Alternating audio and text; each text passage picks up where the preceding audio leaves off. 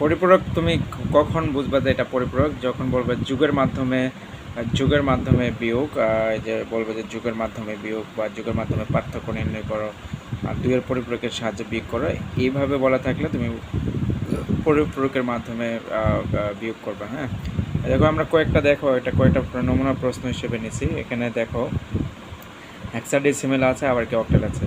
So এই দুটাকে তোমার বাইনারি করতে হবে এবং সেগুলোকে 8 বিট করতে হবে। এটাও যেমন হচ্ছে তোমার অক্টালে আছে, এটাকে বাইনারি করতে হবে। কখনো তোমার দেখা হতে পারে 10 বিট করেও হতে পারে বা 12 বিট করেও হতে পারে।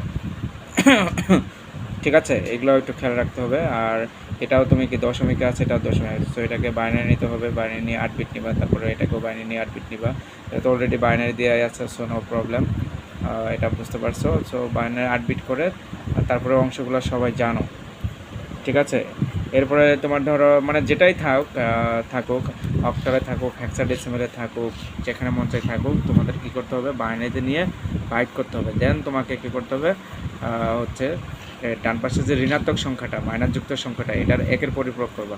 একের পরিপূরক কি? একের পরিপূরক হচ্ছে 1 থাকলে 0 0, আর 0 থাকলে 1, 1 থাকলে 0 আর 0 থাকলে 1, এটার নাম হচ্ছে একের পরিপূরক।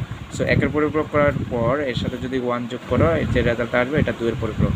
এই 2 এর পরিপূরকের যে রেজাল্টটা, এটা প্রথম সংখ্যার যে 8 বিটের বাইট আছে এটার সাথে যোগ করে দিবা। এটার সাথে কী করে দিবা? যোগ করে দিবা। যে অ্যান্সারটা আসবে এটা হচ্ছে অ্যান্সার, আর সর্বশেষ যে 1টা এটা হচ্ছে ক্যারি বিট, এটা গ্রহণযোগ্য না। সো এই হলো পরিপূরক। ওকে, থ্যাংক ইউ ভেরি মাচ। ভালো করে পরীক্ষা দাও, এটাই আশা করি।